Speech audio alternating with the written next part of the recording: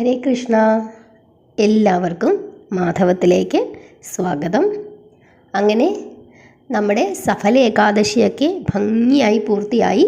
ഇനി അടുത്ത ഏകാദശിക്ക് വേണ്ടി ഉള്ള തയ്യാറെടുപ്പാണ്. അതിനു മുമ്പ് വളരെ പ്രധാനപ്പെട്ട മറ്റൊരു ഉത്സവം വരുന്നുണ്ട്. അതായത് വലിയൊരു വിശേഷപ്പെട്ട ദിവസം, മഹാദേവൻ്റെ ഏറ്റവും പ്രത്യേകതയുള്ള, അല്ലെങ്കിൽ മഹാദേവന് ഏറ്റവും സന്തോഷമുള്ള, മഹാദേവൻ ഏറ്റവും കൂടുതൽ സംപ്രീതനായിരിക്കുന്ന ഒരു ദിവസമാണ് പ്രദോഷം. കേരളത്തിൽ അത് വരുന്നത് ജാനുവരി 9 അതായത് 7 നമ്മൾ ഏകാദശിയൊക്കെ എടുത്തു, 8 പാരണയൊക്കെ വീടി. ഇനി 9 ചൊവ്വാഴ്ച ആണ് കേരളത്തിൽ പ്രദോഷം വരുന്നത്. ചില സ്ഥലങ്ങളിൽ വ്യത്യാസമുണ്ട്, അത് ഞാൻ അവസാനം പറയാം. ചൊവ്വാഴ്ച വരുന്ന പ്രദോഷത്തെ ഭൗമപ്രദോഷമെന്ന് പറയുന്നു. അപ്പോൾ ചൊവ്വാഴ്ച വരുന്ന പ്രദോഷത്തെ എന്ത് പറയുന്നു? ഭൗമപ്രദോഷം എന്ന് പറയുന്നു. ആ പ്രദോഷം തിങ്കളാഴ്ചയാണ് വരുന്നതെങ്കിൽ അതിനെ സോമപ്രദോഷമെന്നാണ് പറയുന്നത്. അപ്പോൾ കേരളത്തിൽ ഭൗമപ്രദോഷമാണ്. ഇനി എന്താണ് ഭൗമപ്രദോഷത്തിൻ്റെ പ്രത്യേകത എന്ന് ചോദിച്ചു കഴിഞ്ഞാൽ, ചൊവ്വ ഭഗവാൻ, അതായത് ചൊവ്വാഗ്രഹം, അത് ഭഗവാൻ പരമശിവനെ കഠിന തപസ് ചെയ്യുകയും തനിക്ക് അനുയോജ്യമായ ഒരു വാസസ്ഥലം തരണമെന്ന് പ്രാർത്ഥിക്കുകയും ചെയ്തു. അതിൻ്റെ ഫലമായിട്ട് മംഗൾ ലോകം എന്ന് പറയുന്ന ഒരു വാസസ്ഥലം ചൊവ്വാഗ്രഹത്തിന് ഭഗവാൻ കൊടുത്തു. അതുകൊണ്ട് തന്നെ ചൊവ്വാഴ്ച വരുന്ന ഈ പ്രദോഷത്തിൽ നമ്മൾ ഭഗവാനെ പ്രാർത്ഥിച്ചാൽ ചൊവ്വാഗ്രഹവും വളരെയധികം സംപ്രീതനാവുകയും നമ്മുടെ ജാതകത്തിൽ ചൊവ്വ സംബന്ധമായുള്ള എന്തെങ്കിലും ദോഷങ്ങൾ ഉണ്ടെങ്കിൽ അതൊക്കെ മാറി നമുക്കൊരു നല്ല കാലം വരുമെന്ന് പറയുന്നു. ഇപ്പോൾ ചൊവ്വാഗ്രഹത്തിന് ദോഷങ്ങളുണ്ടെങ്കിൽ ചിലപ്പോൾ വിവാഹ കാര്യങ്ങൾക്കൊക്കെ ബുദ്ധിമുട്ടുണ്ടാകാം.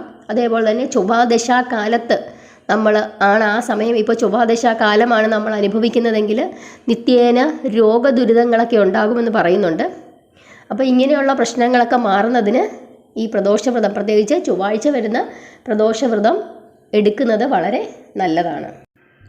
അതുപോലെ ചൊവ്വാഴ്ചത്തെ ഈ പ്രദോഷത്തെ, അതായത് ഭൗമപ്രദോഷത്തെ ഋണവിമോചന പ്രദോഷമെന്ന് പറയുന്നു. ഋണം എന്ന് വെച്ചാൽ നമുക്ക് കടം എന്നാണ്. അപ്പോൾ കടങ്ങളൊക്കെ മാറി, അതായത് എന്തെങ്കിലും സാമ്പത്തിക പ്രശ്നങ്ങളൊക്കെ ഉണ്ടെങ്കിൽ അതൊക്കെ മാറുന്നതിന് ഈ ഭൗമപ്രദോഷം എടുക്കുന്നത് വളരെ നല്ലതാണ്. തൊഴിൽപരമായി എന്തെങ്കിലും ബുദ്ധിമുട്ടുകൾ അനുഭവിക്കുന്നവർക്കും ഈ ചൊവ്വാഴ്ചത്തെ പ്രദോഷം നല്ലതാണ്. പൊതുവെ എല്ലാ പ്രദോഷങ്ങളും നല്ലതാണ്, എങ്കിലും ഇങ്ങനെയുള്ള പ്രശ്നങ്ങളുള്ളവർക്ക് ചൊവ്വാ പ്രദോഷം വളരെ നല്ലതാണ്. ഇനി എന്താണ് പ്രദോഷവ്രതം? എന്തിനാണ് നമ്മളിത് ആചരിക്കുന്നത്? എന്താണ് ഇതിൻ്റെ പുറകിലുള്ള ഒരു ഐതിഹ്യം?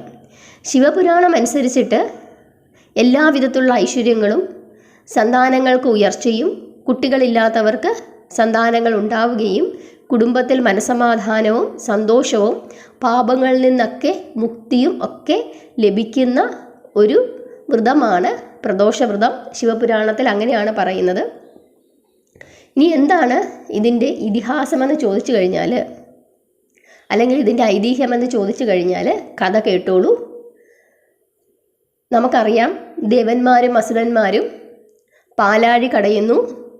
പാലാഴി കടഞ്ഞ് അതിനകത്തു നിന്നും അമൃതകുംഭം പുറത്തേക്ക് വരുന്നു. അപ്പോൾ അതിനു വേണ്ടിയിട്ട്, കടയാൻ വേണ്ടിയിട്ട് ഇവരുപയോഗിച്ച, മത്തായിട്ട് ഉപയോഗിച്ച സാധനമെന്ന് പറയുന്നത് മന്ദരപർവ്വതത്തെയും കയറായി ഉപയോഗിച്ചത് വാസുകിയുമാണ്.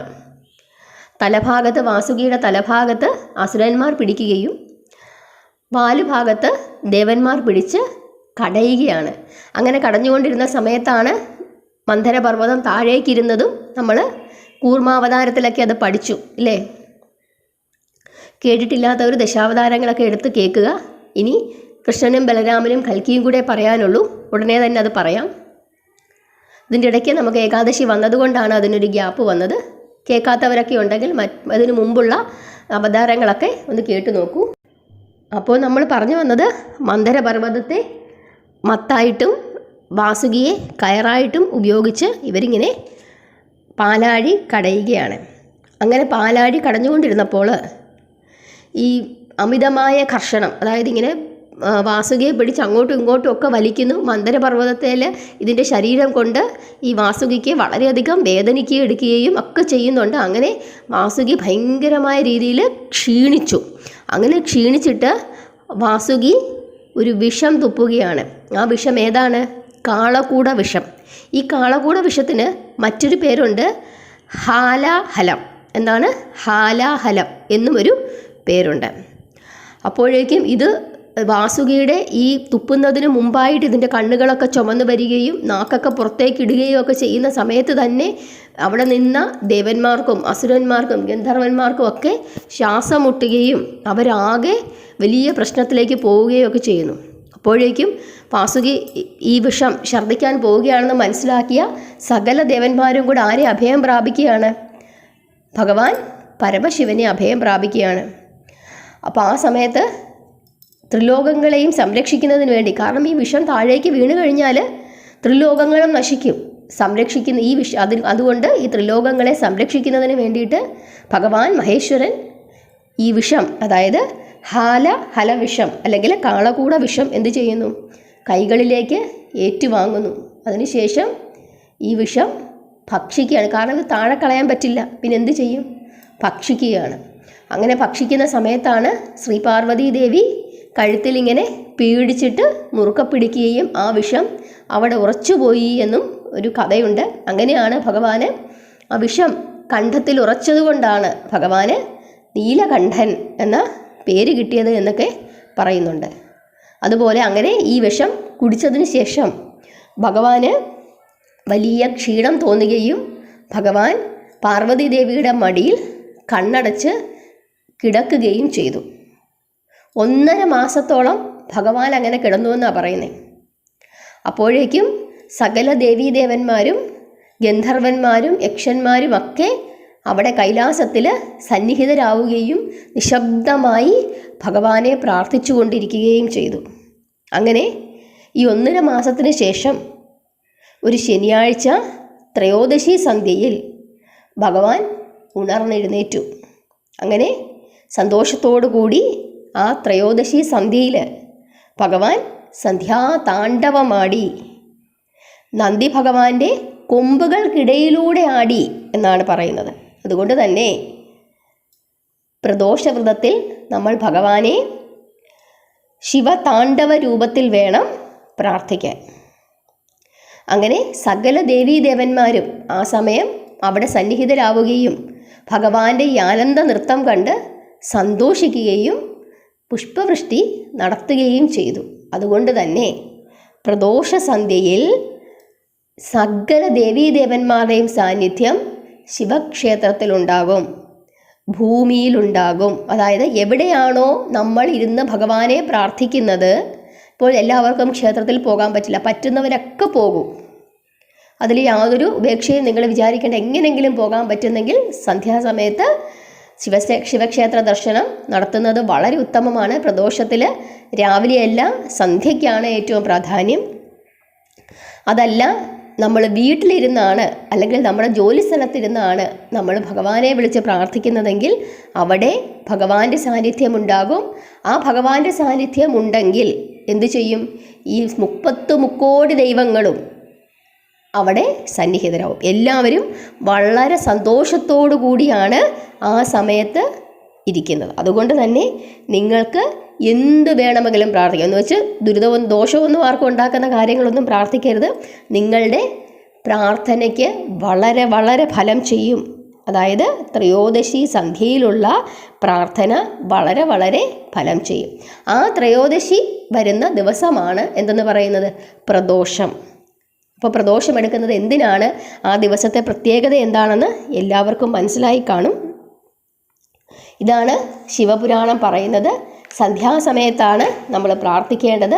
സന്ധ്യാസമയത്തെ പ്രാർത്ഥന വളരെയധികം ഫലം ചെയ്യും.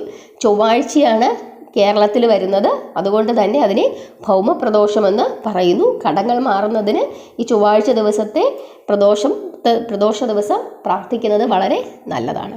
ഇനി എങ്ങനെയാണ് പ്രദോഷവ്രതം എടുക്കേണ്ടത്? തലേ ദിവസം ഒരിക്കലൊക്കെ ഇരിക്കുക, അതായത് ശുദ്ധാഹാരത്തിലൊക്കെ ഇരിക്കുക. നമ്മൾ എന്തായാലും ഏകാദശിയുടെ പിറ്റേ ദിവസം നമ്മൾ ഏകാദശിയൊക്കെ എടുത്ത ആളുകളാണ്. അതുകൊണ്ട് തിങ്കളാഴ്ച എന്തായാലും നമ്മൾ ശുദ്ധാഹാരത്തിലായിരിക്കും.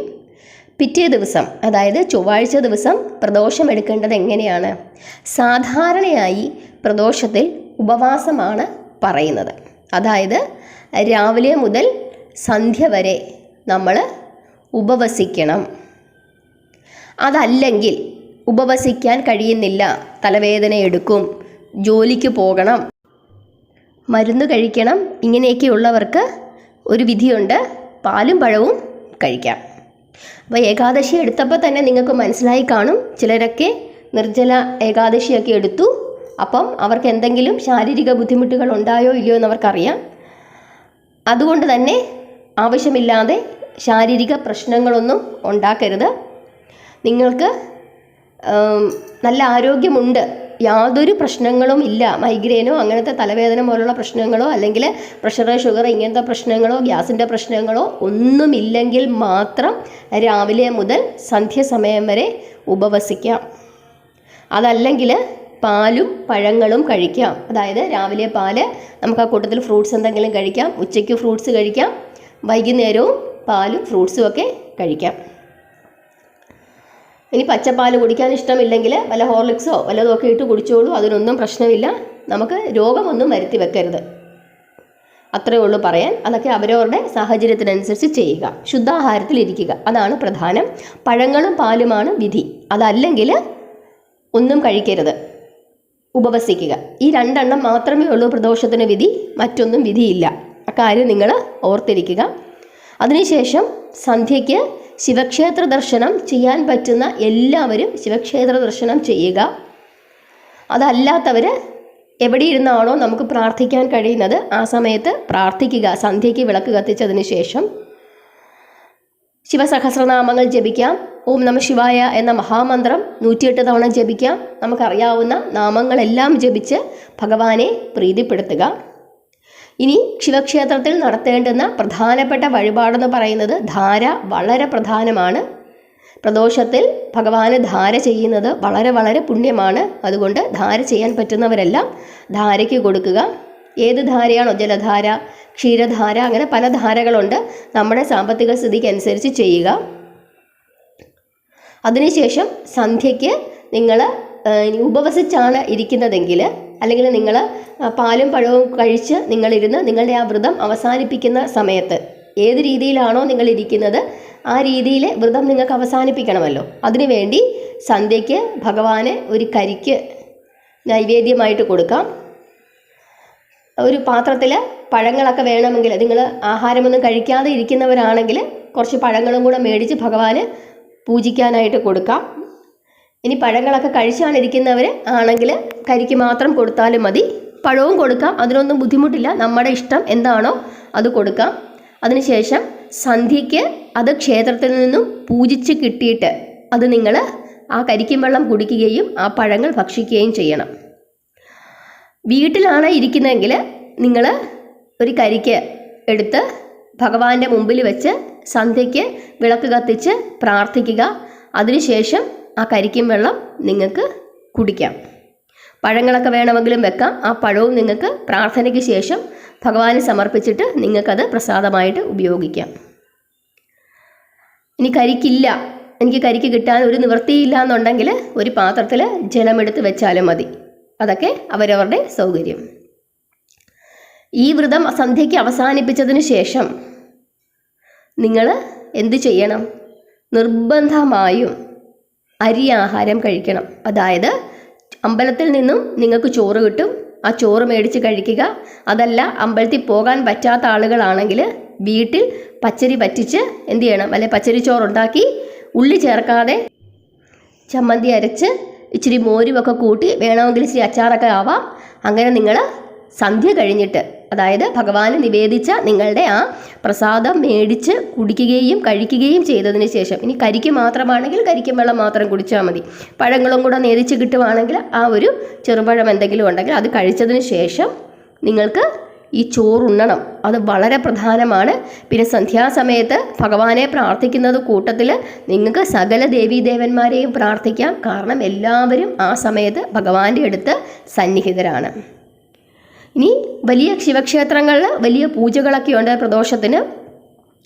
അത് സന്ധ്യ കഴിഞ്ഞിട്ട് നന്ദി ഭഗവാനെ പുറത്തേക്ക് എഴുന്നള്ളിച്ചിട്ടുള്ള പ്രദോഷ പൂജകളും ആ എഴുന്നള്ളത്തുമൊക്കെ ഉണ്ട്. അതൊക്കെ വളരെ വിശേഷമാണ്. അതൊക്കെ കാണാൻ പറ്റുന്നവരുണ്ടെങ്കിൽ അതൊക്കെ കാണുക. പുണ്യമാണ്. ഏറ്റുമാനൂരും ശ്രീകണ്ഠേശ്വരത്തും ഒക്കെ വലിയ പൂജകളുണ്ട്. അപ്പോൾ അതൊക്കെ കണ്ടിട്ടുള്ളവർ വീണ്ടും വീണ്ടും കാണുക, ഭഗവാനെ വിളിച്ച് പ്രാർത്ഥിക്കുക. ഏകാദശി എടുത്തതുകൊണ്ട് മഹാദേവനെ വിളിക്കാൻ പാടില്ല എന്നുള്ള അബദ്ധധാരണകളൊന്നും നിങ്ങൾ ചെന്നുപെടരുത്. ഇവരാരും വ്യത്യസ്തരല്ല.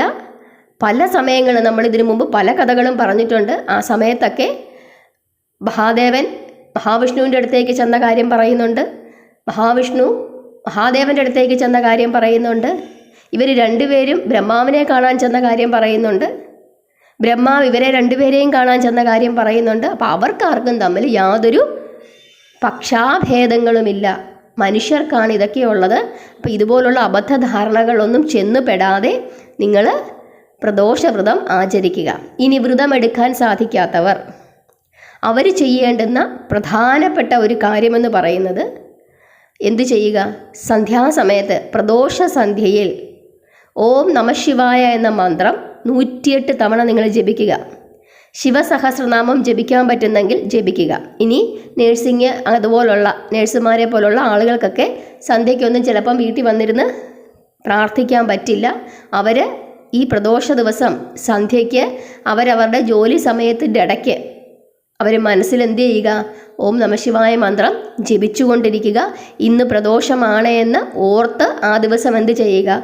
സന്ധ്യയ്ക്ക് മഹാദേവനെ പ്രാർത്ഥിക്കുക. ഇതാണ് ചെയ്യാൻ പറ്റുന്നത്. ഭഗവാൻ എല്ലാം അറിയാം. നമ്മുടെ സാഹചര്യങ്ങൾ അറിയാം, നമ്മുടെ രോഗപ്രശ്നങ്ങൾ അറിയാം, നമ്മുടെ തൊഴിൽ പ്രശ്നങ്ങൾ അറിയാം. എല്ലാം ഭഗവാൻ അറിയാം. എല്ലാം അറിയുന്നവനാണ് ഭഗവാൻ. ആ പ്രശ്നങ്ങളിൽ നിന്നും ഒന്നും മാറി നിന്നുകൊണ്ട് നമ്മൾ ഭഗവാനെ വിളിക്കേണ്ട കാര്യമില്ല. ആ പ്രശ്നങ്ങൾക്കകത്ത് നിന്നുകൊണ്ട് പോലും ഭഗവാനെ നമ്മൾ ഓർക്കുന്നു എന്ന് അറിയുന്നതാണ് ഭഗവാൻ ഏറ്റവും സന്തോഷം. അത് നിങ്ങൾ മനസ്സിലാക്കുക. അങ്ങനെ എല്ലാവരും ചെയ്യുക. ഇനി ചില സ്ഥലങ്ങളിൽ ചില വ്യത്യാസങ്ങളുണ്ട് പ്രദോഷത്തിൻ്റെ ദിവസത്തിൽ. അത് നമുക്ക് നോക്കാം.